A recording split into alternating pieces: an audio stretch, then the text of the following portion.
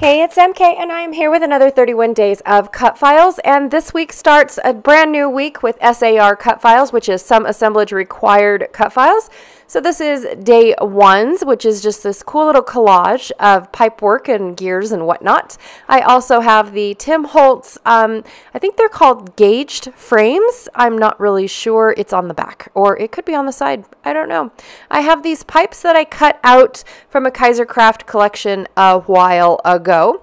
And then from the June box from Some Assemblage Required, I have this title, Back in the Day. This one is from P13, and I'm thinking I'm going to use this Opportunities block, but I'm not really sure. I have a couple random little leftover scraps, but I liked the little pipes that are inside here. And then also I have a bunch of Minte garage pieces that I thought I would go through to see if they would work. And then from Craft Consortium, I have these 2 papers that were gifted to me from Deb. Thank you so much, Deb.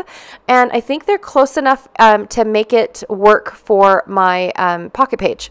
So off camera, I went and trimmed out all my photos and put them back into the pocket page. Everything that I'm going to be doing will be on the outside of my pocket page. Now, when you create on the outside of your pocket page, you need really good glue and some glue dots. Now the glue dots stick a lot. And the really good glue, which I use the Nuvo Deluxe adhesive, sticks to a point. It will pop off if you pull it, tug it, twist it, bend it, do all the things, right? Because it's just a liquid glue that adheres to your plastic, but you have to understand that it's going to pop off. So are all the items that are put on with glue dots, and even your red line tape, even the score tape, it's plastic. Unless you melt it to and weld it to the plastic, nothing's really going to stick forever. But for me, these pages go in between 2 other pages for a double page scrapbook layout from Virginia City, which is where these photos were taken. And so I'm not really worried about the damage that, is going to affect them because they are on the outside. But we also, I don't have little kids, not yet, like grandkids. Not yet. My kids are still teenagers, except for my oldest. But I don't have grandkids, so I'm not too worried about them popping anything off the page.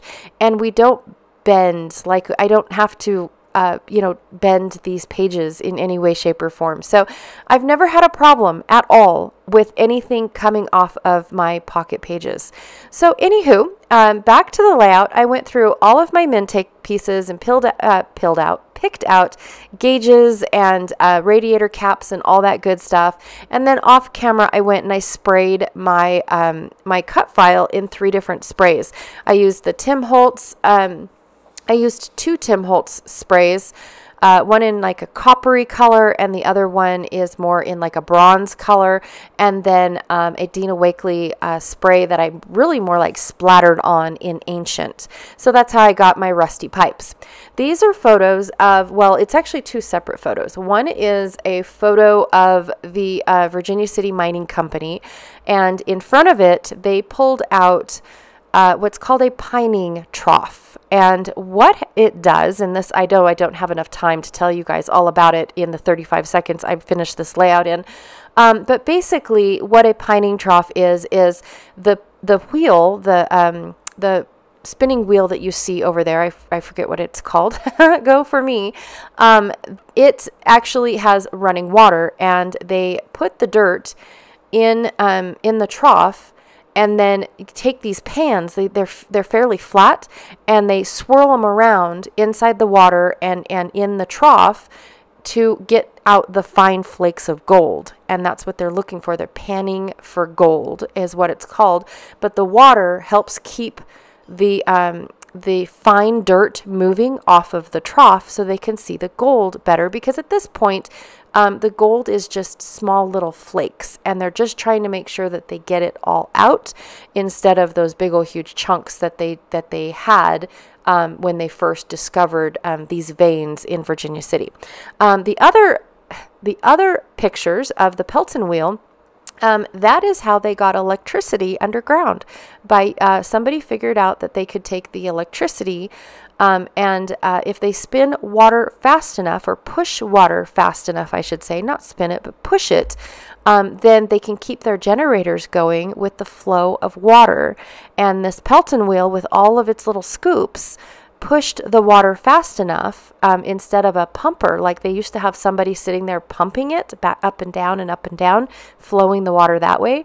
And then, of course, this gentleman named Pelton actually invented this this wheel that the two sides of it are ran by these ginormous belts. Like, I don't even know where they got enough rubber to do that.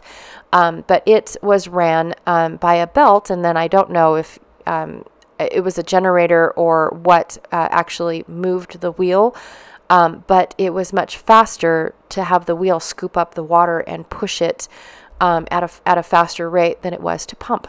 So that is basically the two photos that I have going on. Now, the reason why I put them together like this is because they were actually next door to each other.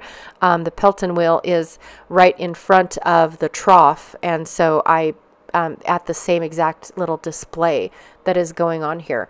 But I just really enjoy the history of mining, because mining was a big part of my life and my husband's life. Well, the equipment to run the mine is what was the big part of our lives, not the mining itself. But I do love learning about the history and how far we have come. If only I could take pictures at my other job to show you guys the technology that is used now to find the gold, and even before we pierce the dirt. It is so fascinating. So that is my layout for you guys today. You know, if you guys have been to Virginia City, Nevada, let me know, because it is just a fascinating little town, and all the history that is shoved in one small block of town. Seriously, it runs from one side to the other, and then you go wrap around. It's just a cute little town, and they preserve it really, really well, the people that live there still. So I just absolutely love it. So anyways, thank you so much for hanging out with me today. I really, truly appreciate it. Please be sure to check out the two links down below for 31 days of cut files. And don't forget to check out Janet's channel, Janet Fritz. Here's Galaxy Girl Creations here on YouTube, to see how she is playing along with me every single day. And then there are a couple gals that are playing along when they can, which I truly appreciate it. And their videos are in the playlist. So anyways, thanks again, and I will check y'all later. Bye.